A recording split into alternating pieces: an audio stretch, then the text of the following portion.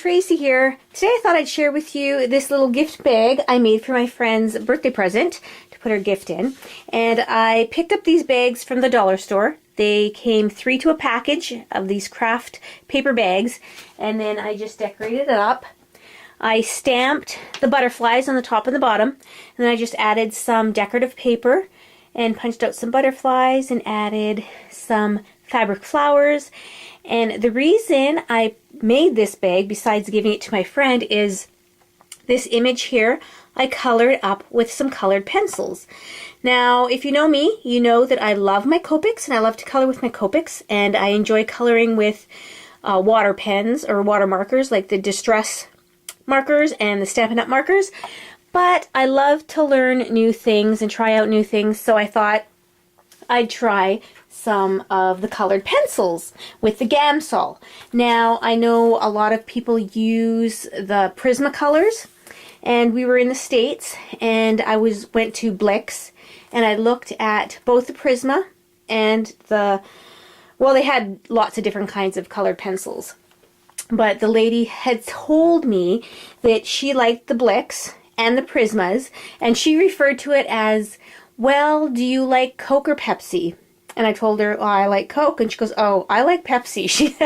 And she preferred the Blix. And she let me try them out. I got a container of 72. And she let me try both the Blix and both the Prisma out. And honestly, the Blix just seemed to go more smoothly for me. And this was a big dilemma. Well, everything is a big dilemma to me. That's just, my brain cannot stop. And I was thinking, well, maybe I'll get the Prisma because I know so many people do videos on here. It would be easy to pick colors for flesh tones and stuff like that. I just watch a video and they'd probably give me the colors.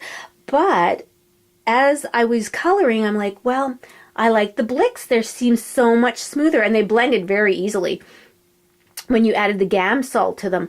So I'm like, oh, should I go for picking out colors easily or using the ones that I like to use? So I went with the ones that I thought that I would prefer to use.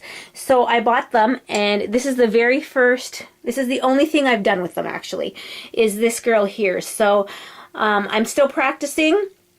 If anybody has any tips for me, I would appreciate it. Because like I said, I have never done it. I'm going to have to watch some videos.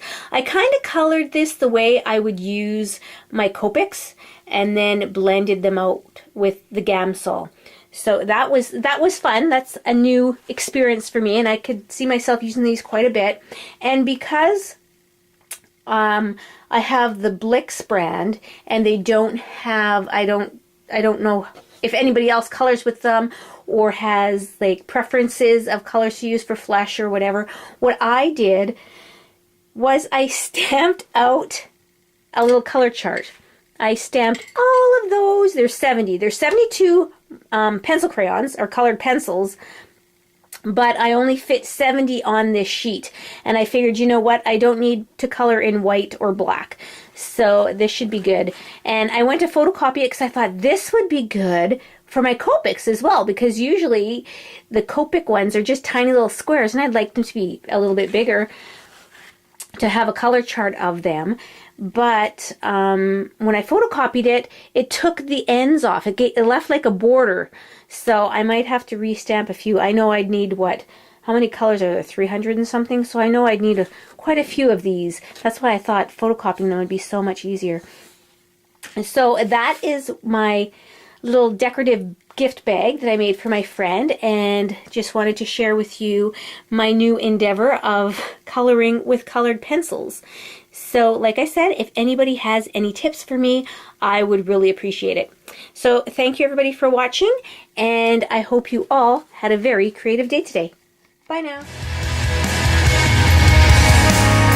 Every second there's a second chance. I know that there's a problem in my head that